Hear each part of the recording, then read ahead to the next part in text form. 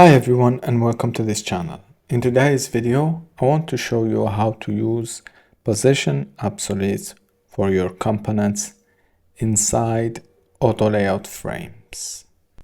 So here we have two cards, one for a content cards that has a background image and on top of it this text components.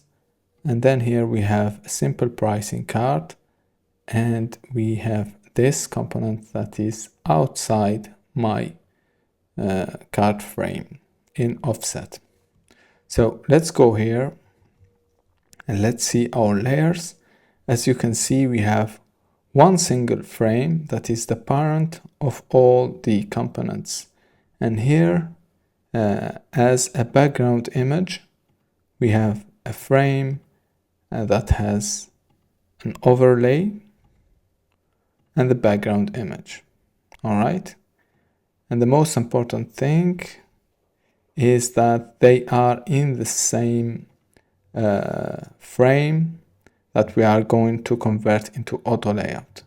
So here to convert into auto layout, select the frame and let's go here, click use auto layout.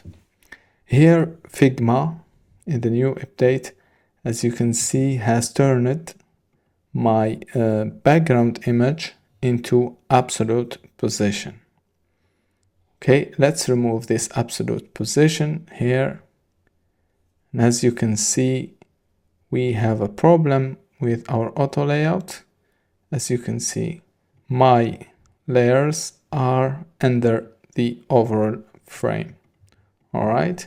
Because the space of my frame has been taken by the background. So we need to change this background image into position absolute. All right. And once we make this position absolute, it will ignore the auto layout, or the auto layout will ignore this layer. And then let's go here in the option and let's make first on top layers. All right, now my background is under my components. Now we can align my components like that, and let's align this background right here. All right. Now we have one single frame that is in auto layout that contain all my layers, and it will ignore the background image. All right. Now let's go and see this other case. So we need this pricing frame to be auto layout and also keep this badge inside with the same level inside the same frame of all the components. Also, let's pick the frame and let's change to auto layout. And as you can see, Figma has changed this star badge into position absolute. Let's remove position absolute. As you can see, it will be